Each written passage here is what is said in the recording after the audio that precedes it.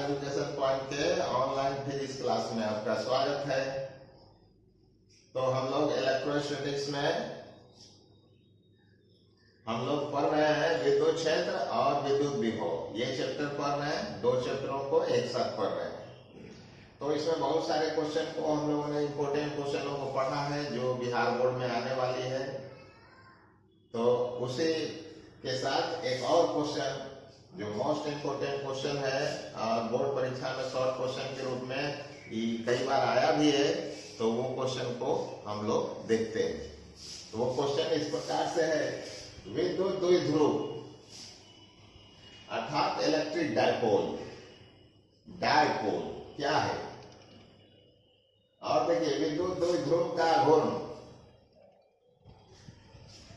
अर्थात electric dipole moment से आप क्या समझते हैं? अतः इसके लिए सूत्र और मात्रक जो है वो आप लिख दीजिए। तो इतना लिखने का 2 नंबर देगा।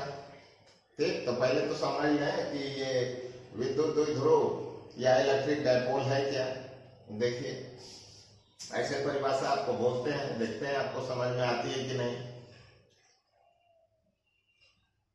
समान परिमाण वाले दो विजातीय आवेश एक दूसरे से अत्यल्प दूरी पर स्थित हों तो आवेश के ऐसे जोड़े या निकाय को विद्युत द्विध्रुव कहा जाता है। अर्थात देखिए एक मान लेते हैं माइनस क्यू आवेश है और दूसरा प्लस क्यू आवेश है और दोनों के बीच की दूरी काफी अत्यल्प है, मतलब जब काफी निकट है। ऐसे तो बोर्ड पर आपको देखने के लिए काफी दूर बनाया है, लेकिन वैसा नहीं। तो आप देख रहे हैं कि दोनों आवेशों का परिमाण क्या है, बराबर परिमाण Q है दोनों का, ठीक ना। लेकिन दोनों की जाति क्या है, अलग अलग है, दोनों विजातीय है। तो आवेशों के ऐसे जोड़े या निकाय को विद्युत द्विध्रुव कहा जाएगा, इलेक्ट्रिक डायपोल। तो परिभाषा इसीलिए दी जाती है कि समान परिमाण वाले दो विजातीय आवेश एक दूसरे से अत्यल्प दूरी पर स्थित हों तो आवेशों के ऐसे जोड़े या निकाय को विद्युत द्विध्रुव इलेक्ट्रिक डायपोल कहा जाता है। अब सवाल है यहाँ पर, ये तो नहीं पूछ रहा है लेकिन फिर भी ये सवाल है कि ऐसा द्विध्रुव कहाँ होगा। तो ऐसा द्विध्रुव जब कुचालक पदार्थ के ऊपर प्रबल विद्युत क्षेत्र आरोपित किया जाता है ना, तब उसके परमाणुओं में ऐसा द्विध्रुव उत्पन्न हो जाता है। देखिए जैसे मान लेते हैं कि कुचालक पदार्थ का परमाणु है, कुचालक पदार्थ का परमाणु है और ये इसका नाभिक है, केंद्रक। और इसमें आप जानते हैं कि इलेक्ट्रॉन जो है ये घूम रहा होगा, कक्षा है तो इलेक्ट्रॉन क्या करेगा, घूमेगा। लेकिन कक्षाएं जो है स्फीयर के रूप में है, ठीक ना। तो इसका जो जितना भी ऋण आवेशित इलेक्ट्रॉन है सब पर ऋण आवेश है और सभी के ऋण आवेश का परिणामी केंद्र जो होगा वो इस न्यूक्लियस के केंद्रक पर होता है, ये माइनस, ठीक है। और आप जानते हैं कि न्यूक्लियस के अंदर अर्थात नाभिक के अंदर प्रोटॉन होगा और उस पर क्या होता है, समान मात्रा में धन आवेश होती है, ठीक। तो उन सभी प्रोटॉनों के धन आवेशों का केंद्र भी कहाँ होगा, यही सेंटर पर होगा।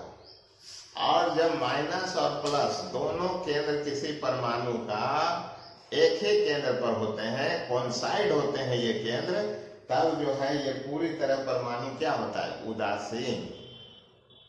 तो चलो भाई ये उदासीन था और मान लेते हैं कि ये कुचालक पदार्थ का परमाणु है। अब इस पर जैसे ही प्रबल विद्युत क्षेत्र लगा दिया जाएगा, आपने देखा कि विद्युत क्षेत्र को ई से सूचित करते हैं। तो आप देखिए निश्चित तौर पर ये धन आवेश से ये ऋण आवेश की ओर जाने वाली क्षेत्र है, बल रेखा धन आवेश से न जाती। अब ये क्या करेगा कि इसके केंद्र के ऋण आवेश को ये क्या करेगा, अपनी ओर खींच लेगा, और धन आवेश को क्या करेगा, वो विकर्षित कर देता है आगे की ओर। तो इस प्रकार से आवेशों का जो दोनों ध्रुव था वो अलग अलग हो गया ना, ठीक ना। तो इसी को क्या कहते हैं, द्विध्रुव। अब देखिए ये माइनस और ये वाला प्लस, लेकिन बताइए दोनों के बीच की दूरी काफी अत्यल्प होगी, नाभिक कितना छोटा होता है, बहुत छोटा है, और उनके बीच की दूरी भी क्या होगी, काफी कम होगी। तो इस प्रकार से द्विध्रुव की क्या होती है, उत्पत्ति। फिर बहुत सारे ऐसे पदार्थ हैं जिसके परमाणु के नाभिक में बिना बाह्य विद्युत क्षेत्र के भी पहले से माइनस और प्लस ये दोनों केंद्र क्या होते हैं, अलग अलग रहते हैं, ठीक ना, ऐसे भी रहते हैं। लेकिन ज्यादातर में विद्युत क्षेत्र लगाने से माइनस प्लस केंद्र क्या होते हैं, अलग होते हैं। लेकिन दोनों का आवेश का परिमाण क्या होगा, समान होगा। आपको पता है कि परमाणु में जितना ऋण आवेश होता है उतने धन आवेश होता है, कोई भी उदासीन परमाणु। तो इस प्रकार से आपने जाना कि द्विध्रुव की उत्पत्ति इस प्रकार से होती है। तो इसीलिए परिभाषा में हमने कहा कि समान परिमाण वाले दो विजातीय आवेश एक दूसरे से अत्यल्प दूरी पर स्थित हों तो आवेशों के ऐसे जोड़े या निकाय को द्विध्रुव अर्थात विद्युत द्विध्रुव कहेंगे, इलेक्ट्रिक डायपोल, ठीक है। इसको इसी को लिखना है, क्या सब लिखना है कि समान परिमाण वाले दो विजातीय आवेशों के जोड़े या निकाय, निकाय मतलब कि आवेश का सिस्टम जिसमें दो आवेश है, जोड़े या निकाय को विद्युत द्विध्रुव कहा जाता है। तो विद्युत द्विध्रुव का परिभाषा समझ में आ गया आपको। अब कहता है कि विद्युत द्विध्रुव का आघूर्ण बताइए।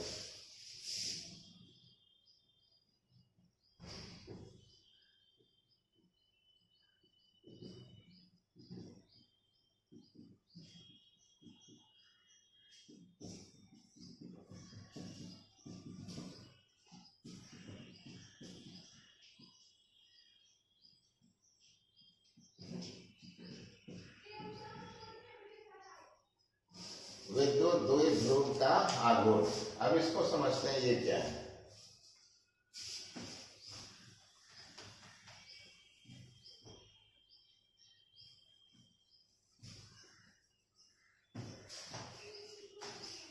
देखिए होता है क्या कि यदि कोई इस प्रकार से विद्युत क्षेत्र है, ठीक ना, यदि इसमें जो है द्विध्रुव स्थित है इस प्रकार से, तो होता क्या है कि जैसे इस पर बाह्य विद्युत क्षेत्र लगेगा, इसमें जो है एक आघूर्ण पैदा होगा। आघूर्ण क्या होता है, घुमाने वाला बल, ठीक है, और इसको क्या करेगा, विद्युत क्षेत्र में लाना चाहिए। मतलब विद्युत क्षेत्र पर इस पर बल लगाएगा इधर और इस पर बल लगाएगा इधर, तो इससे टॉर्क पैदा होगा, बलाघूर्ण, और उसको क्या करेगा, विद्युत क्षेत्र की दिशा में ले आना चाहेगा। तो ये जो टॉर्क है या फिर जो आघूर्ण है वो माइनस आवेश से प्लस आवेश की ओर लगेगी। किधर से किधर लगेगा, माइनस से प्लस की ओर। ये भी याद रखिएगा, इसका मुख्य चीज है। तो इसीलिए विद्युत द्विध्रुव का आघूर्ण क्या है, सदिश राशि है। तो हम लोग समझते हैं कि विद्युत द्विध्रुव का आघूर्ण है क्या। तो देखिए अभी आपने कहा ना कि यहाँ पर माइनस आवेश है, यहाँ पर प्लस आवेश है, समान परिमाण वाला विजातीय आवेश कुछ दूरी पर है। तो मान लेते हैं कि दोनों को मिलाने वाला एक अक्ष है, इसका ये मूल बिंदु है, ठीक है। और इधर की दूरी भी कितनी है, एल, और इधर की भी दूरी एल है। तो बताइए टोटल दूरी क्या हो गया दोनों का, 2l हो गया। ठीक है, तो किसी भी विद्युत द्विध्रुव, किसी भी विद्युत द्विध्रुव के एक आवेश का परिमाण, तो दो को है ना, तो एक आवेश का परिमाण क्या हुआ, Q, तथा विजातीय आवेशों के बीच की दूरी, विजातीय आवेशों के बीच की दूरी के गुणनफल को ही विद्युत द्विध्रुव का आघूर्ण कहा जाता है। समझ में आई परिभाषा? विद्युत द्विध्रुव के एक आवेश का परिमाण तथा विजातीय आवेशों के बीच के दूरी के गुणनफल को विद्युत द्विध्रुव का आघूर्ण कहा जाता है। और विद्युत द्विध्रुव का जो आघूर्ण है एक सदिश राशि है, अभी बताया ना, जिसकी दिशा किधर से किधर होगी, माइनस आवेश से प्लस आवेश की ओर होती है। ठीक, तो सदिश होता है तो इसको सदिश रूप में लिख सकते हैं, ऐसे लिख सकते हैं।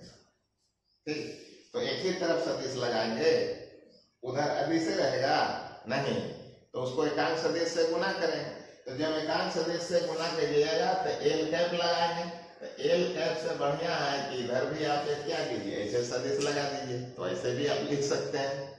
ठीक है, अच्छा एक चीज और बताइए कि विद्युत द्विध्रुव के आघूर्ण का जो है मात्रक क्या होगा, देखिए तो इसका मात्रक क्या होगा, पी का SI मात्रक क्या होगा, आवेश का क्या होता है, आवेश का कूलम होता है ना, कूलम बड़का सी लिखते हैं, कूलम के लिए बड़ी सी, और दो तो कांस्टेंट है, इसका तो कोई मात्रक होगा नहीं, तो किसका होगा, एल दूरी है माने लंबाई है, लंबाई का क्या होता है SI मात्रक, मीटर, तो कूलम मीटर, इसको क्या कहते हैं, कूलम मीटर।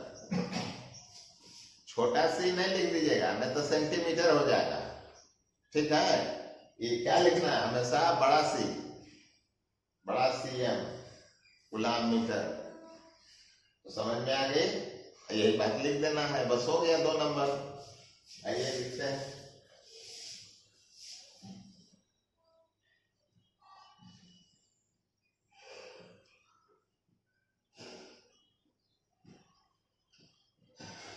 विद्युत द्विध्रुव के एक आवेश का परिमाण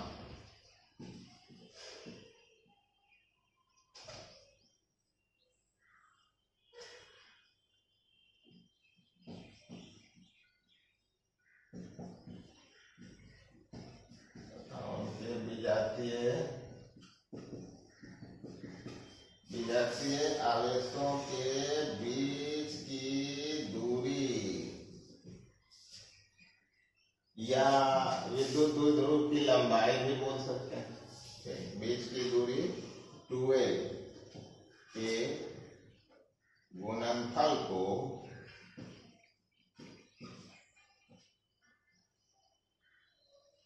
विद्युत द्विध्रुव का आघूर्ण कहा जाता है। इसे P द्वारा सूचित किया जाता है।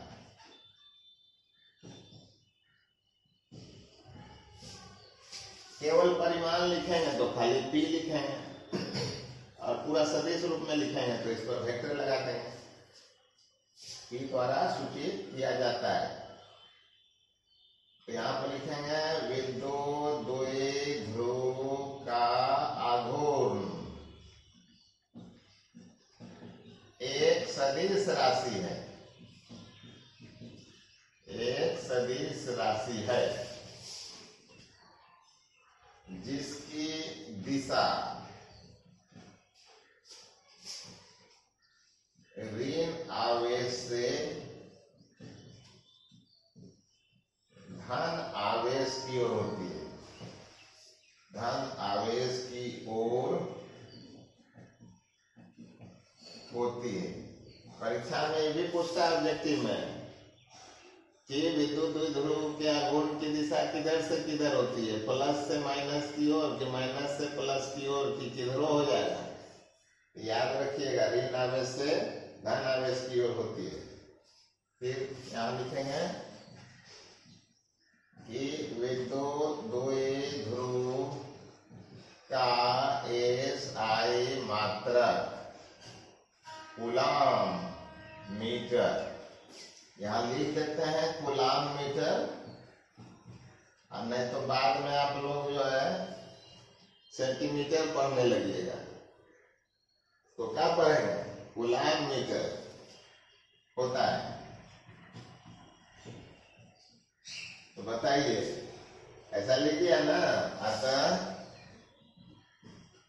विद्युत द्विध्रुव आघूर्ण का व्यंजक माने सूत्र, P बराबर क्या होगा, Q गुना 2L, L पर आप वेक्टर लगा सकते हैं, ठीक।